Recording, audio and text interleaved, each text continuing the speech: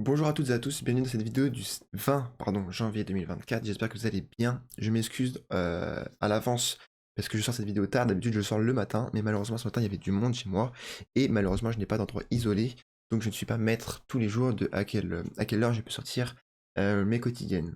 Voilà. Aujourd'hui on va faire un tour sur les news du jour, on va regarder les graphiques qui sont intéressants, et on va essayer de voir, on va dézoomer, essayer de dézoomer, et voir en fait à quel point il faut être patient.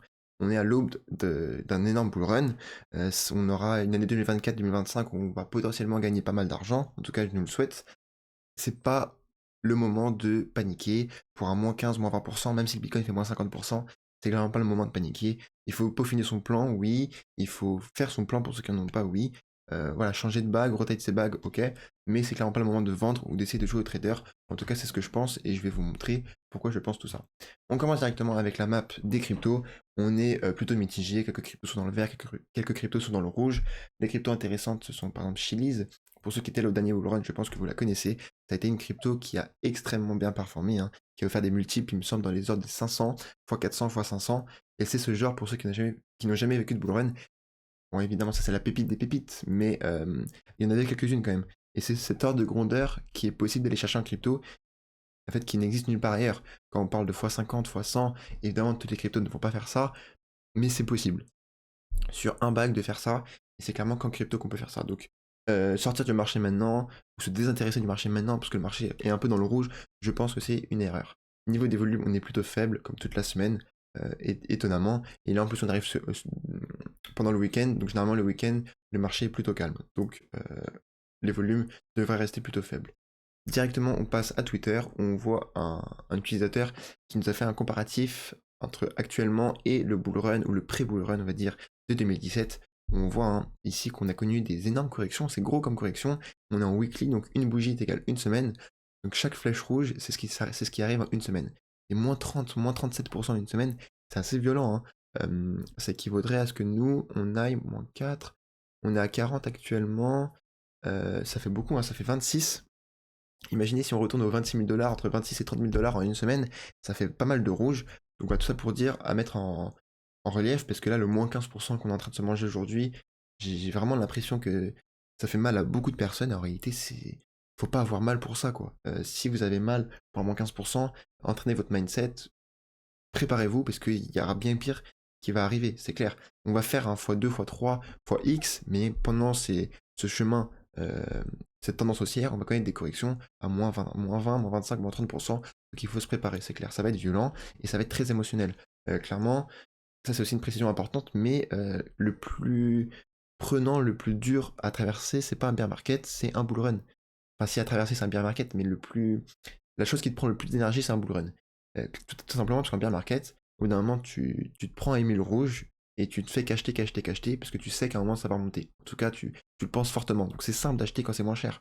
Moi, je préfère un bear market, parce que quand quelque chose fait moins 40%, je me dis, bah, je peux l'acheter avec un discount. Donc c'est cool. En revanche, lorsqu'on est en bull run, dans les zones vertes, dans les zones de hausse qu'on a déjà connues, bah, ton wallet, malheureusement, mais en tout cas moi c'est le cas, mais tu le regardes 10 fois par jour, ça te prend la tête. Lorsqu'on sera au top du bull run, tu te diras putain, est-ce que j'ai vendu, est-ce que j'ai bien fait, est-ce qu'il va falloir vendre bientôt, et ça va te bouffer énormément d'énergie.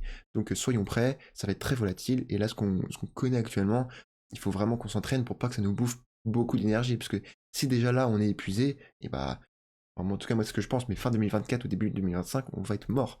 Donc c'est important, la santé mentale aussi, dans un marché qui est extrêmement volatile. Voilà.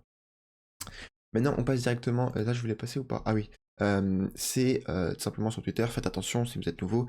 Mais c'est un utilisateur qui a l'username de Satoshi Nakamoto. Rien que grâce à ça, il a énormément de followers. Et en fait, tous les 4-5 mois, il va supprimer tous ses anciens tweets et essayer de faire comme si c'était Satoshi qui revenait. Mais en fait, pas du tout. Évidemment, ce n'est pas Satoshi Nakamoto. Niveau news, on voit le Bitcoin qui est en train de le hash rate du Bitcoin qui voit sa puissance de calcul exploser comme jamais. On n'est pas loin de l'ATH sur le hash rate du Bitcoin. Le hash rate, c'est quoi?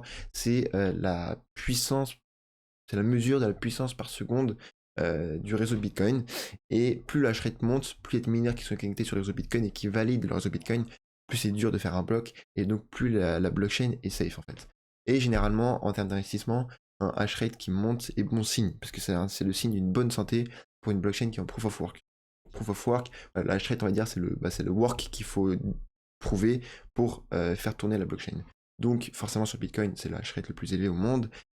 Pourquoi? Parce que aujourd'hui, le réseau informatique du Bitcoin, c'est le plus grand ordinateur construit par l'humanité. C'est le plus grand réseau informatique de l'histoire et du monde.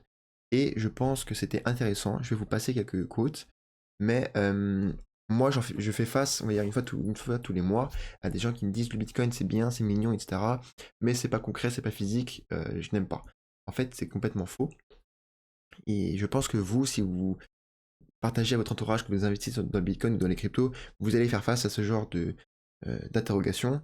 Et je pense que c'est pas mal de savoir quoi répondre, parce que tout simplement, en fait, le Bitcoin, c'est la monnaie la plus basée sur quelque chose de physique, en fait. Même par rapport au dollar, à l'euro, à tout ce que vous voulez, le Bitcoin, c'est basé sur le réseau informatique le plus puissant au monde. Et donc ça, faut le dire, et c'est compliqué à comprendre. Mais par exemple, en termes d'ordre de grandeur, le réseau Bitcoin est bien supérieur au cloud d'Amazon, Google et Microsoft. Et donc ça, par exemple, tout le monde le connaît, tout le monde les connaît, pardon, les clouds d'Amazon, de Google et de Microsoft. Et ben, vous pourrez affirmer que le Bitcoin dépasse par plusieurs sortes de grandeur, c'est ce que dit Cathy Wood, et elle a raison, les clouds que tout le monde connaît et que tout le monde pense comme super puissants et super développés, etc. Voilà. Comme autre argument aussi, pour se rendre compte en fait de à quel point c'est énorme un hash rate comme ça, parce que moi c'est des chiffres qui me sortent par la tête, et ces chiffres, j'arrive pas à m'imaginer à quel point c'est élevé en fait. La comparaison que j'aime bien, simplement, le réseau de Bitcoin effectue 67 fois plus de hachage par seconde qu'il n'y a de grains de sable, sur Terre. C'est énorme, hein. Imaginez-vous prendre du sable dans vos deux mains. Déjà là, pour le compter, ça va vous prendre des années. Alors imaginez toutes les plages sur la planète, etc. Et bah, chaque seconde, donc là, ça fait 6 minutes que je parle, bah, chaque seconde, le réseau Bitcoin a effectué 67 fois ce nombre-là en termes de puissance de calcul. C'est énormissime. Donc c'est évidemment le réseau qui va être le plus sécurisé au monde et qui l'est déjà. Voilà. Et aussi, voilà, ça c'est une comparaison que je connaissais aussi, c'était que le réseau Bitcoin est 500 fois plus performant que le super ordinateur de la NASA, il me semble. Là, ils mettent le plus puissant du monde, mais il me semble que c'est la NASA, pas sûr. Et voilà, c'est 500 fois plus supérieur. Donc énormissime. Et donc pourquoi ça m'a fait penser à vous parler de ça? Parce que j'ai eu plein de super commentaires, je vous en remercie, ça fait super plaisir. N'hésitez pas à partager, que ce soit des bonnes choses ou des mauvaises choses, hein, ici tout est bon à prendre. Et donc dans notre cas là, on a quelqu'un qui va partager plutôt son pessimisme sur ma chaîne et sur le réseau des cryptos. Et j'en avais déjà eu un il y a 2 ou 3 semaines, et ça reste quand même une minorité. Mais je comprends totalement que certaines personnes puissent penser ça. La seule chose que je remarque, on va dire, la pattern que je remarque dans ces commentaires, que ce soit sur ma chaîne ou sur d'autres, généralement, c'est que ces gens-là sont pas mal, comment dire, méchants, mais il y a de l'animosité en fait dans leurs commentaires. Je n'en doute pas que cette personne est très gentille dans la vraie vie, mais la pattern sur ce genre de commentaires, regardez par exemple, c'est Bitcoin n'ira jamais à 150 000 dollars, oublie. Je comprends qu'ils puissent penser ça, mais par exemple, moi, si je l'avais pensé, je l'aurais plus amené en. Moi, je pense qu'il ne peut jamais dépasser ce seuil-là, parce que sa market cap va être trop élevée, parce que machin, parce que, ouais, plus on a de bull run, moins ils sont volatiles. Voilà, quelque chose de constructif. Et en fait, la pattern, c'est à chaque fois que quelqu'un vient dénigrer les cryptos, ou quelqu'un des cryptos, moi en l'occurrence, pas de souci, hein, mais c'est qu'il ferme tout de suite le débat. Et moi, en tout cas, je reconnais ce pattern dans mon argumentaire lorsque j'argumente envers quelqu'un qui a beaucoup plus de connaissances que moi. Je vous donne un exemple simple, mais ça illustre pas mal, je pense. Mais il y a quelques mois, non, je suis pas le ping-pong, mais je connais par exemple les deux Français qui sont très forts au ping-pong, ils sont dans le top 10 mondial. Voilà, donc je les connais de nom, je vois quelques-uns de leurs matchs, mais je suis pas non plus un fan de ping-pong de dingue. Et du coup, j'en parlais avec un ami, et il s'avère que cette connaissance, c'était le fils de l'ancien champion de France de ping-pong qui faisait les Jeux Olympiques, etc. C'est le fils de la légende française de ping-pong. Donc évidemment, je le connais beaucoup moins bien que lui.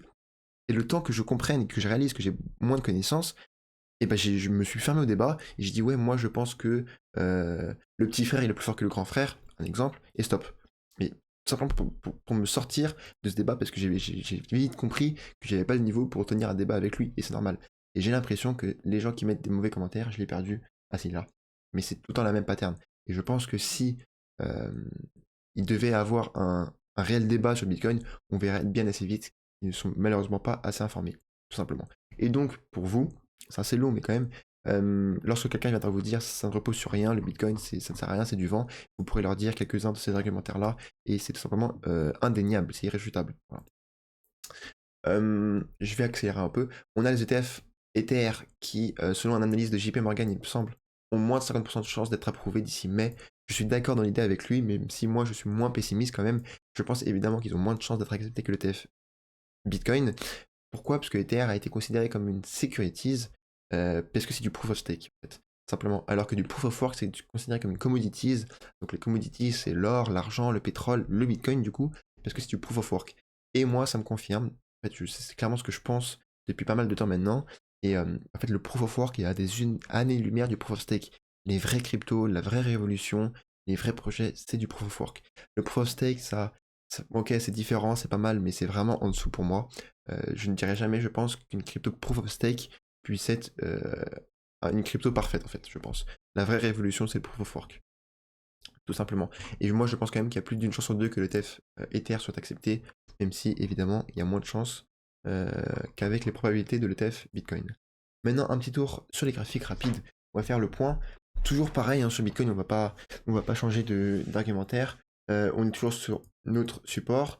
On a fail breakout, mais on a travaillé notre mèche, c'est bien. On est toujours dans ce range. Maintenant, l'objectif, c'est encore une fois d'aller à la hausse. Encore plus maintenant, parce que là, je pense qu'on a liquidé pas mal d'effets de levier. Donc, l'objectif, c'est de revenir retaper le haut de notre range. Après, on est passé en dessous de cette moyenne mobile là. L'idée, moi, on va dire mon plan, que j'aimerais bien, c'est que cette moyenne mobile en daily vienne toucher les 38 000 et que nous on range, on fasse n'importe quoi, je m'en fiche, et qu'ensuite on vienne taper les 38 000 $, qu'on vienne reprendre un dernier souffle, reperdre encore un moins 10, moins 15%, pourquoi pas, je pense que ça fera mal au marché, et généralement le marché, enfin, ce qui fait mal au marché arrive, donc aller vers les 38 000 $ et ensuite repartir en tendance haussière vers voilà, février, fin février, mars, pourquoi pas. Euh, je vais pas vous le passer en weekly, hein, je le passe tous les jours, mais la base de cette analyse-là, c'est mon analyse en weekly avec le RSI, etc. Passons maintenant sur quelques altcoins qui sont assez intéressants. Malheureusement, lorsque j'ai préparé cette vidéo, cette bougie-là était toute verte, et c'est pour ça que je l'ai mise. Donc là, je pense que depuis le début de la vidéo, on a perdu 7%. Voyons simplement ce qu'il en est. Waouh! Donc là, on a une mèche. Donc là, je suis passé en 1 heure. Donc une bougie est égale 1 heure. On voit qu'il y a une mèche énormissime. Tout à l'heure, c'était une mèche qui était pleine, donc on était là. Donc, qu'est-ce qui s'est passé? Je pense que c'est tout simplement quelqu'un qui a dû vendre énormément au marché. Ou alors, c'est à l'inverse. Au moment de cette mèche, c'était quelqu'un qui avait buy. Je pense que c'était fait être un gros buy à plusieurs dizaines de milliers de dollars. Et il s'est fait absorber par tous les ordres de vente. Et le cours est revenu à la normale. Je ne sais pas. Bref, tout ça pour dire que A0, c'est une crypto que j'ai acheté début de semaine dernière ou il y a 2 semaines. Je ferai une vidéo de dossier dessus puisque j'en ai.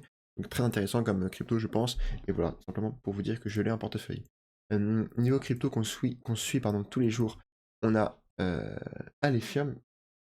Alephium, on était... Non, c'est pas celle-là qu'on suivait tous les jours. Je ne sais plus. C'est Zephyr qu'on suivait tous les jours. Voilà.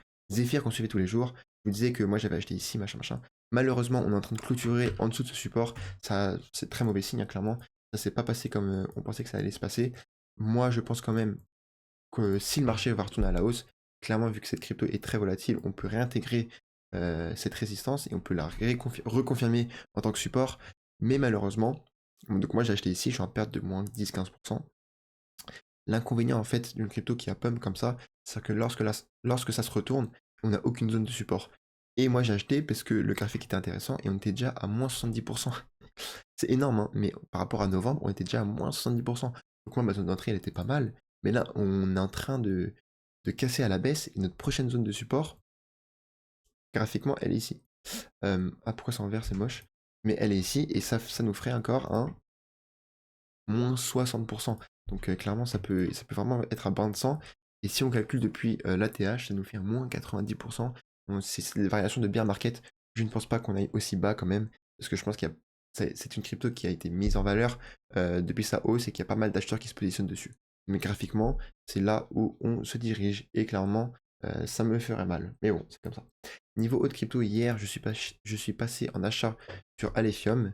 D'ailleurs, je sors une vidéo de dossier dessus en fin d'après-midi, parce que je trouve que c'est très intéressant. Donc j'ai acheté le fond d'achat, donc comme d'habitude, hein, d'abord le fondamental me convient, c'est un projet que j'aime bien. Donc je vous l'expliquerai cet après-midi, fin d'après-midi.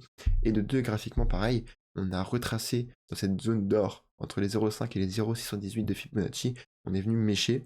Alors malheureusement, j'ai été flemmard, mais j'étais en train de faire mes recherches, de finir mes recherches ici, et j'ai pas acheté, et ensuite je suis parti manger, ou bref, faire des trucs, et on était déjà remonté, on avait déjà pris 15%. Et en fait, une des choses que j'apprends en crypto, mais faut vraiment pas avoir la flemme. Ça peut jouer à quelques heures, faut pas reporter au lendemain. Si je peux vous donner un conseil, c'est celui-là. Et donc bref, j'ai acheté Alephium. Niveau graphique, c'est très intéressant. Et donc si on remonte à la TH, on est à un plus 50%, très alléchant. Niveau haute crypto qui est intéressante, on a le Trias. Pareil, on est encore une fois, hein, c'est chirurgical, mais on est venu se faire supporter pile poil sur les 0,618 de Fibonacci. Donc je regarderai si oui ou non je ferai un dossier ou pas. Je regarderai si je mets. Pour l'instant, je ne suis pas investi dessus. Dernier graphique intéressant, c'est tout simplement le crypto total des altcoins. C'est pour ça que j'achète que des altcoins actuellement. Et je pense que je vais vendre bientôt mes Ethers lors du challenge 10K ou 100K. J'ai du mal à parler en fin de vidéo parce que je pense à plein de choses. Là, dès que je vous fais une mise à jour, mais dès que je vous ai parlé de la vidéo qui sort de cet après-midi, je pense à comment je vais la faire, ce que je vais faire, etc. Et j'ai du mal à chaque fois à conclure, euh, à traiter des graphiques parce que je pense tout le temps à autre chose. Donc, faut vraiment que je me recentre, mais je vais m'améliorer petit à petit et je vais arrêter d'avoir ces zones de bugs que j'ai généralement à chaque vidéo. Donc, c'est vraiment embêtant. Donc, niveau Crypto Total 3, ça c'est la market cap des altcoins. On a fait un joli breakout. L'idée c'est de faire un pullback sur cette grande zone ici. Vous voyez que c'est une zone de confluence. Et ça peut, vu qu'on a un weekly, ça peut prendre encore 2 ou 3 mois. Donc je pense qu'on a un ou 2 mois au grand minimum pour bien choisir nos bagues et ensuite pour vraiment connaître des très grosses poussées au niveau des altcoins. Donc c'est pour ça qu'actuellement je passe la majorité de mon temps à bien choisir attentivement tous les altcoins. Écoutez, merci beaucoup d'avoir suivi cette vidéo. Je vous dis à tout à l'heure pour la vidéo dossier. Si vous avez aimé le contenu, si vous avez appris, mettez-moi un petit pouce bleu, ça fait super plaisir. Je vous dis à tout à l'heure. Ciao, ciao.